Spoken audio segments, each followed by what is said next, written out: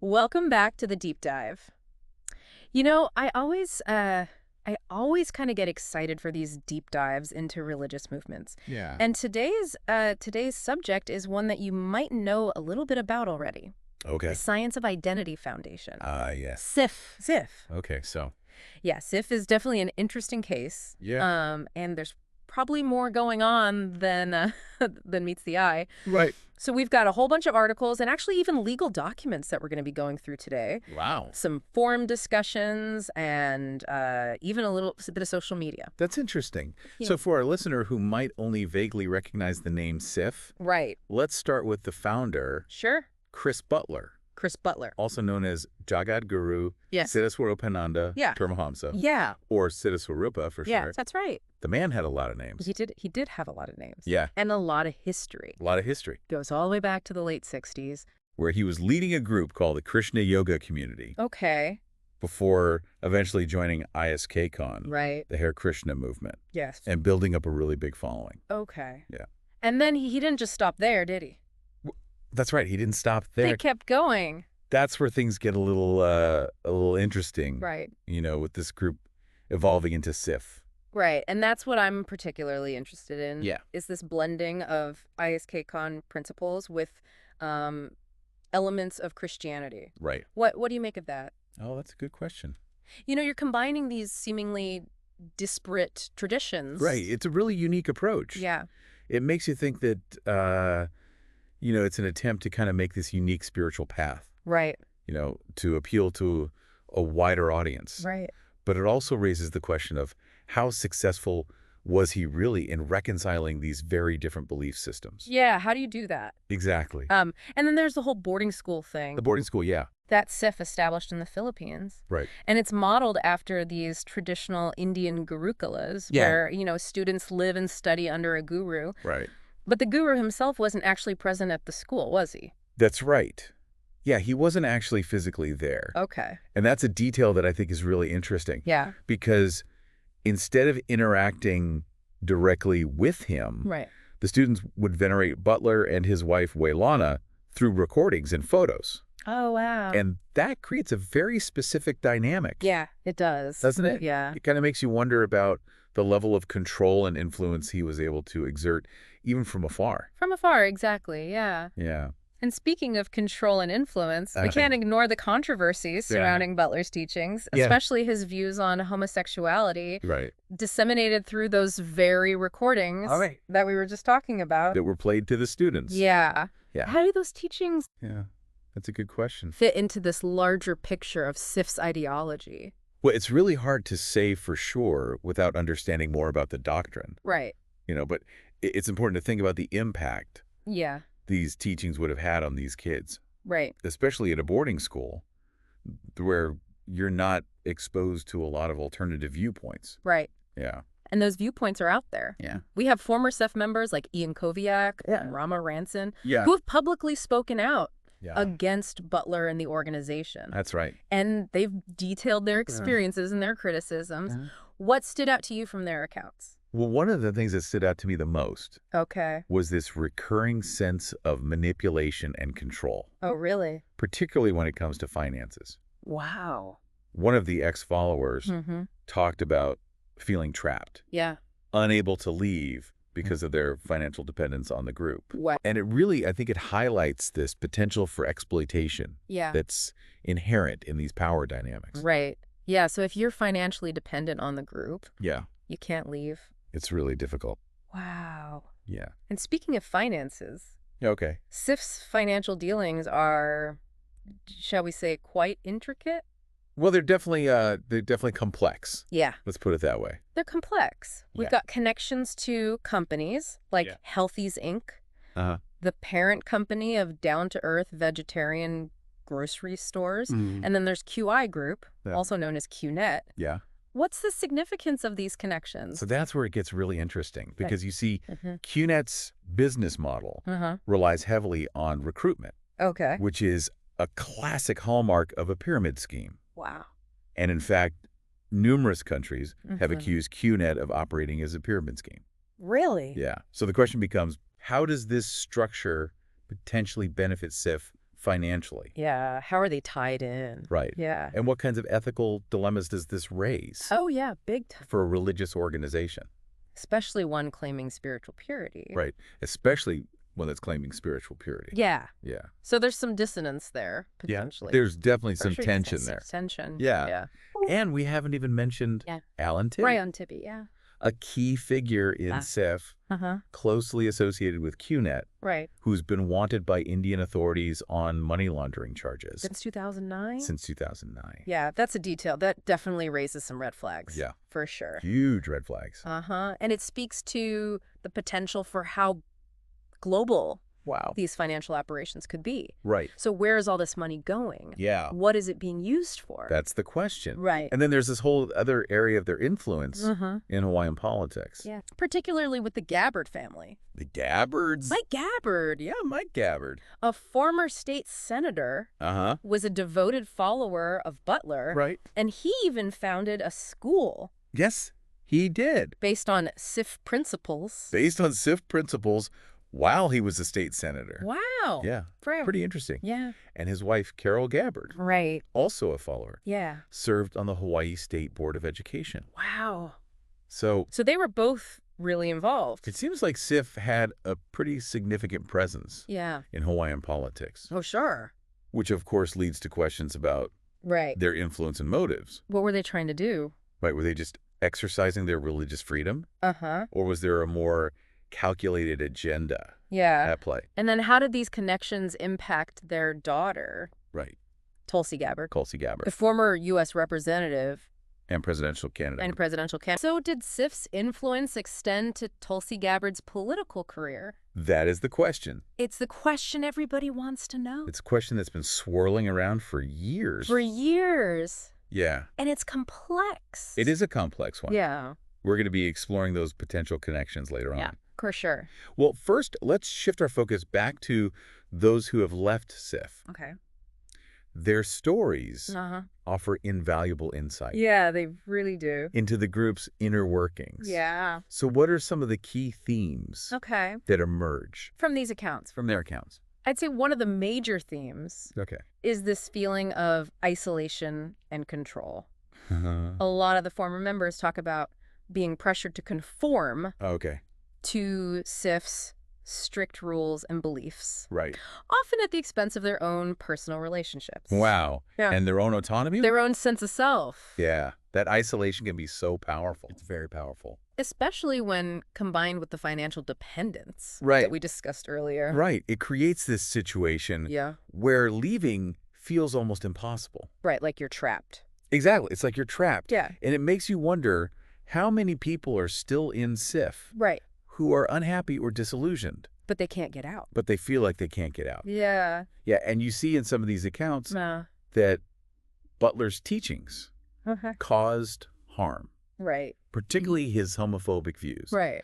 And it's important to remember that these aren't just abstract beliefs. Right. These have real-world consequences. Of course. On individuals within SIF. Yeah. And the wider LGBTQ plus community. Yeah. So what does all of this tell us? Good question. About SIF's public image. They've been really good at controlling the narrative. Okay. Especially within their own community. Right. Many SIF members are very loyal to Butler. Right. And they dismiss any criticism as like lies or misunderstanding. Oh, and fake news. Right, exactly. It's this classic pattern we see with these groups. They create this closed system of beliefs that's hard to penetrate from the outside. Right. Yeah, it's like its own world. Exactly. And that makes it even more important to amplify the voices of those who have left. Right. Because their stories provide a counter-narrative. Right, a different perspective. Right. To the very carefully crafted image. That SIF presents. To the world. Yeah. And that's what we're trying to do here. That's what we're trying to do. Yeah.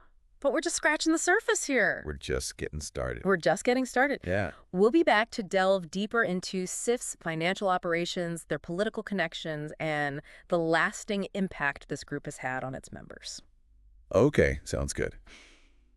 Welcome back to the deep dive. So before the break, we were starting to unravel this complex financial web between SIF Healthies Inc. and QNet. Right. It's a tangled web. It is. And to really understand the implications, we need to dig a little deeper into QNet itself. Okay. Okay, so it's described as this multi-level marketing company. Or MLM. MLM. But as you alluded to earlier, there's a lot of controversy surrounding that label. Yeah, that's right. Okay. Because while some MLMs operate legitimately, QNet has faced accusations of essentially being a pyramid scheme where the profits come primarily from recruiting new members rather than actual product sales. I see. So how does Alan Tibby, the individual wanted by Indian authorities, fit into all of this? Well, Tibby has been closely associated with both SIF and QNet. And Indian authorities allege that he actually conspired with QNet's founder in a case involving over $170 million US dollars earned through an illegal pyramid scheme operating in India. Now, it's important to note that these accusations are specific to their operations in India. And the legal status of their activities in other countries, including the U.S., is a lot less clear-cut. So we have this potentially illegal operation in India, but QNet also owns the down-to-earth vegetarian grocery chain. That's right. In Hawaii, which is a popular health food store. Yeah, a lot of people love that store. That a lot of people know and love. Yeah. And to make things even more interesting, Down to Earth's parent company, Healthy's Inc., has strong financial ties to SIF. You got it. Oh, my gosh. It's all connected. It's all connected. Now, remember that Healthy's Inc. stock donation to SIF worth over $900,000 US dollars. Yeah, back in 2004. Back in 2004. Right. And that a few years later, in 2012, SIF's tax returns showed that 96% of their profit came from selling Healthy's Inc. stock. So it really makes you think about the nature of their relationship. Yeah, it does. And the potential for conflicts of interest. Conflicts of interest for sure. Yeah, for sure. But to be fair, financial ties alone don't prove any wrongdoing. Right, that's true. What evidence? Yeah, what kind of evidence do we have to suggest that SIF's financial dealings were actually illegal? That's where things get a little tricky. We do have India's Serious Fraud Investigation Office, or SFIO, concluding in 2012 that QNet's activities were purely cheating apart from being outrightly illegal. Wow. But again, that was focused on their Indian operations and obtaining concrete evidence of illegal activity, specifically within the U.S. context, is a real challenge. No, it's a puzzle. It is a puzzle. And we're still missing some pieces. Yeah, and we're missing some pieces. But speaking of missing pieces, we can't forget the human element. Right, the human element. Of this story. We mentioned earlier the accounts of former SIF members. Yeah. I think it's time that we delve deeper into their experiences. What kind of insights? What can they tell us? Can they offer into the reality of life? Of life within SIF. Within SIF. Yeah, absolutely. These firsthand accounts are so important, you know, for understanding the impact of SIF's teachings and practices. Right. And we have an account here from an ex-follower who attended the SIF boarding school. In the Philippines. In the Philippines. They describe being repeatedly exposed as children to butlers, sexually graphic, and deeply homophobic lectures. Oh my gosh. They say that these lectures were full of hate towards gays and basically anyone else who doesn't follow the path. Wow, that's a powerful and disturbing statement. Yeah, it really challenges this image of SIF as a peaceful spiritual organization. Right. Doesn't it? It does. And it's not an isolated incident. Oh, really? Other former members have echoed these sentiments, talking about feeling pressured to conform, feeling isolated from their families and friends, and facing emotional manipulation. Gosh. Yeah. It really paints a very different picture than the one SIF presents to the world. Yeah. You know, hearing those accounts makes those seemingly eccentric details about Butler's behavior, like demanding air filters be removed. Yeah, from the private jet. Yeah. Seem less quirky and more like red flags. I agree, because it's easy to dismiss those anecdotes as isolated incidents. Right. But when you consider them in the context of these larger patterns of control and manipulation, they take on a whole new meaning. It's all starting to connect now. Yeah, it is. Speaking of connections, Okay. I'm curious about the role of Wailana. Wailana, Butler's wife. Butler's wife. Yeah. In all of this, right. She's often presented as the more approachable face of Sif. Right, the yoga-loving, health-conscious guru. Right. She is, and she's been very successful at cultivating that image. Right. You know, she has a very popular yoga show that's been airing internationally for decades. Oh. She's written books on yoga and healthy living. Yeah. And it kind of makes you wonder, how much does the general public, who might only know her through her yoga teachings, understand about her connection to Sif and the controversies surrounding the organization? Yeah, so there seems to be this disconnect. Right, there's a disconnect. Between her public persona and the allegations against Sif. And that disconnect raises some questions. Ethical questions. Ethical questions about transparency and accountability. Right. Should she be more upfront about her connection to F? Should she address these criticisms? Should she address the criticisms, or does she have the right to separate her personal beliefs? Yeah, her affiliations. And affiliations from her professional work. Right. It's a really complex issue. It is. With no easy answers. No easy answers. Yeah. And speaking of complex issues, we can't forget about Sif's involvement in politics. Right, politics. So before the break, we were starting to discuss the Gabbard family. The Gabbard family. Yeah. I think it's time we delve a little deeper into those connections. Okay, I agree. That's a fascinating intersection of religion and politics. So we already mentioned Mike Gabbard. Yes.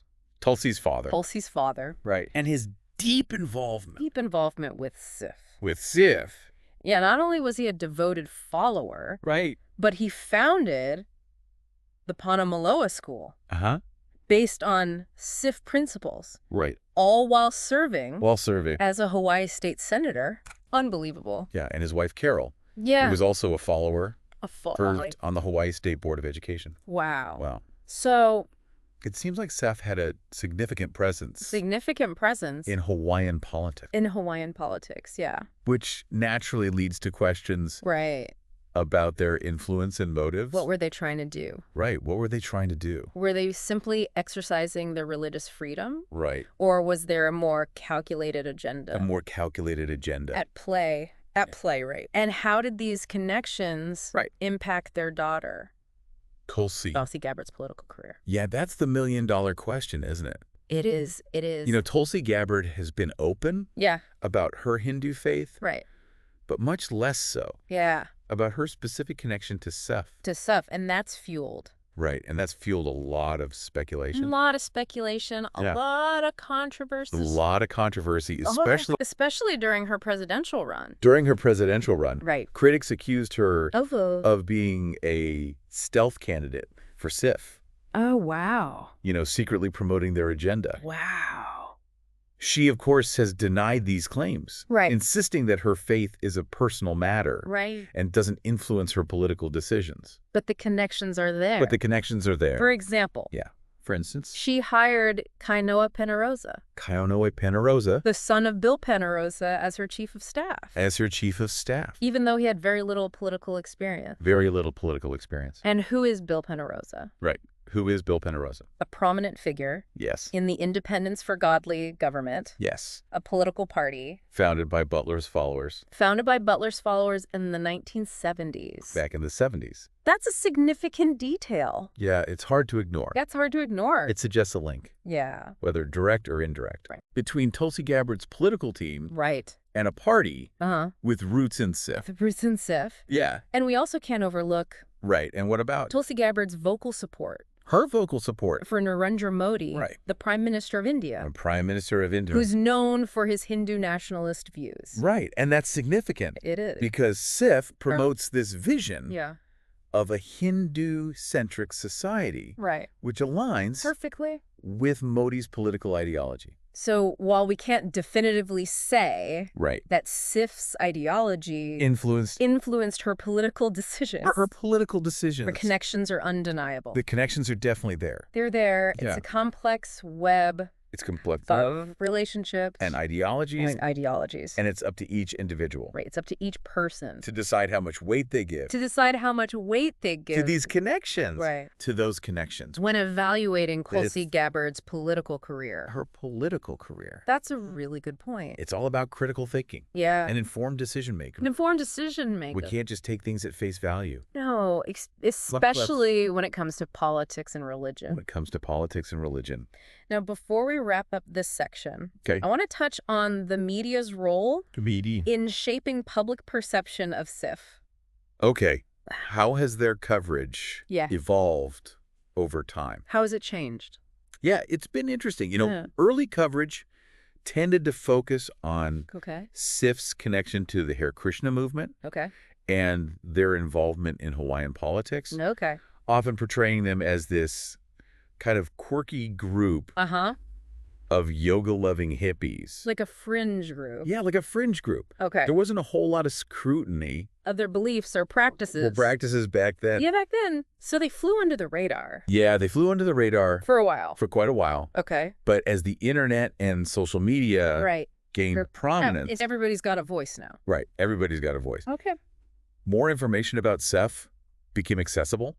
Including those accounts. From former members. And this combined with some investigative journalism that uncovered the financial ties to QNet. And documented Butler's controversial statements. Really started to shift the narrative. And then, of course... There's the New Yorker expose. There's the New Yorker expose in 2017 that brought SIF into the national spotlight. That article was a game changer. It was. It provided... a detailed account of SIF's history, beliefs, and practices. And raised serious questions about their influence and potential for harm. And that's when things really changed. Yeah, it's safe to say that the media is finally catching up to what a lot of former members have been saying for years. It's about time. It is about time. Yeah. But how has SIF responded? How have they responded? To this increased scrutiny. Yeah, and negative coverage. Yeah. Their response has been pretty predictable. They've tried to downplay the criticisms, dismiss former members as disgruntled or misinformed, and accuse the media of bias and sensationalism. Oh, so the classic. Right. It's the classic defense playbook. Yeah. For any group facing negative publicity. Yeah. Makes sense. Yeah. But it makes you wonder how they've managed to maintain... How have they managed to maintain... Such a devoted following. Despite these controversies. Despite all these controversies. That is the question. It's a question that has fascinated scholars for centuries. Yeah. How do groups like SIF maintain such a strong hold over their followers? Even in the face of criticism and accusations of wrongdoing. It's really remarkable. It is remarkable. What are some of the factors that contribute to this? Charismatic leaders like Chris Butler often have this unique ability to connect with people on an emotional level. Yeah. They offer these simple solutions to complex problems. They create a sense of belonging and purpose. And provide a sense of certainty. And stability. In an uncertain world. And groups like SIF, they often create this closed system of beliefs and practices that really reinforces their worldview. Members are encouraged to rely on the group for information and guidance. And they're often isolated from outside influences. It's like an echo chamber. Where dissenting voices are silenced. Exactly. And that isolation. Can make it very difficult for members to question. The group's teachings. Or even to leave. Even if they're unhappy. Yeah. Especially if they've become especially emotionally dependent. If they become dependent. On the group. Right, like we've heard from some former members. It's a very complex dynamic. That involves psychological manipulation. Social pressure. And this deep-seated need for belonging. And a deep-seated need to belong. Right. We all want to belong. This deep dive has been a real journey. It has been a journey. So far, we've explored the history. The beliefs. And the practices of SIF We've delved into their financial dealings. And political connections. And we've heard the voices of those who have left the group. We've heard those voices. It's a story that raises important questions about faith, power, and the potential for exploitation. And it's a story that's still unfolding. That's right. The controversies surrounding SIF are unlikely to disappear anytime soon. I don't think so. It's up to each of us to stay informed. Be critical thinkers. And hold those in power accountable. Well said. Thank you. It's clear that SIF is at a crossroads. Yeah, you are. What happens next? Will depend on a number of factors. Including their response. To the increased scrutiny. The outcome of the legal challenges they're facing. And their ability to adapt to a changing social landscape. To a changing world. Yeah. It's a fascinating case study. It is a fascinating case study. In the dynamics of belief, power, and influence. We'll be back after a short break to wrap up our deep dive into the Science of Identity Foundation. Okay, sounds good. We'll explore the group's future prospects and consider the broader implications of this story for understanding similar groups in the modern world. Okay, so we're back for the final part of our deep dive into the Science of Identity Foundation. It's been quite a journey. It has been. We've talked about their controversial founder, these complex financial ties, all the way to their influence in politics and the lasting impact this has had on former members.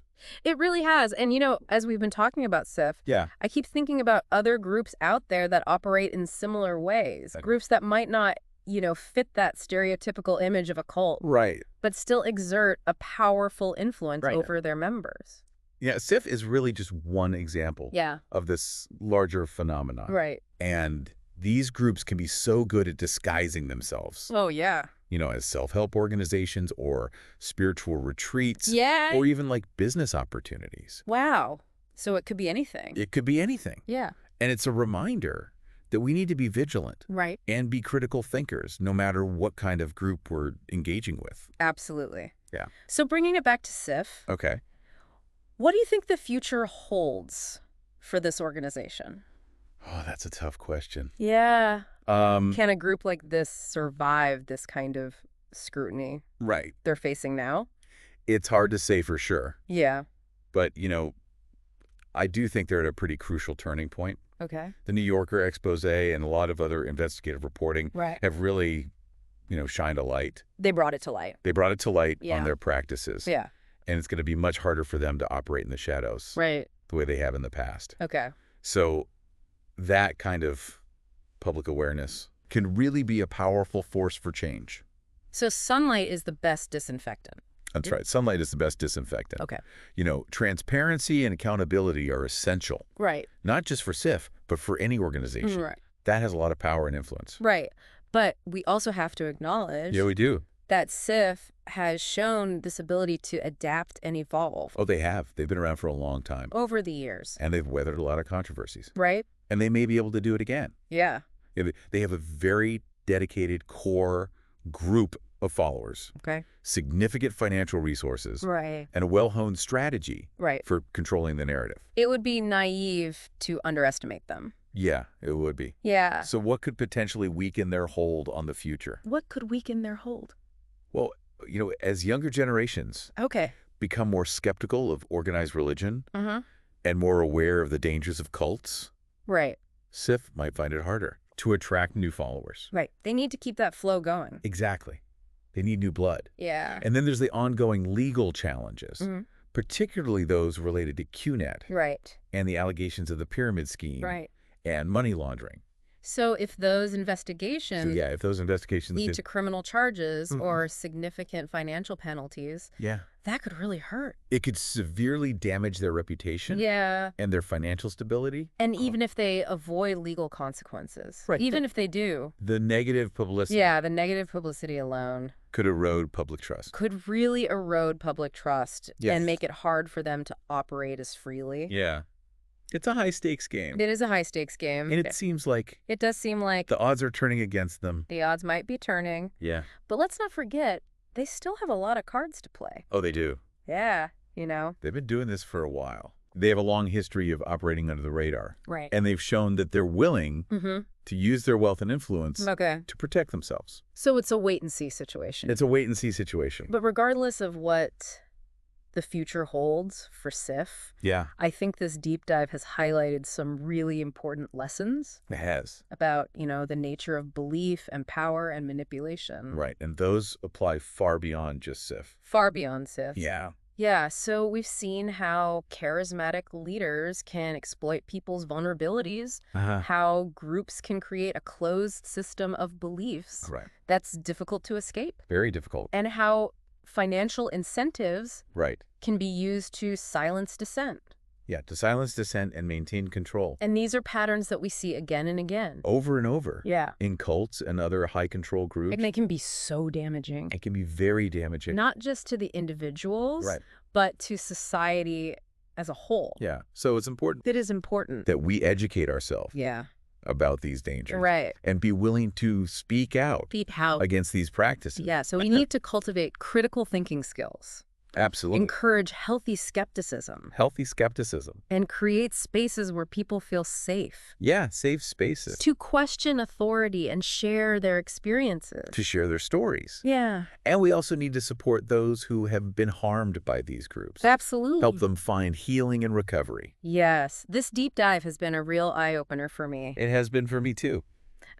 It's a reminder that, you know, we can't just passively accept the information we're given. Right. Especially when it comes from sources that have this vested interest. Right. They have an agenda. In shaping our beliefs. Our beliefs and behaviors. Our beliefs and behaviors, yeah. We need to be active participants in our own lives. We do. Asking questions, challenging assumptions, and seeking out diverse perspectives. I couldn't agree more. Well, thank you for joining us on this deep dive into the Science of Identity Foundation. It's been a pleasure. It has been fascinating and a little unsettling. It has been a little unsettling. But knowledge is power. Knowledge is power. And the more we understand about these groups, the better equipped we'll be to protect ourselves and our communities from their harmful influence.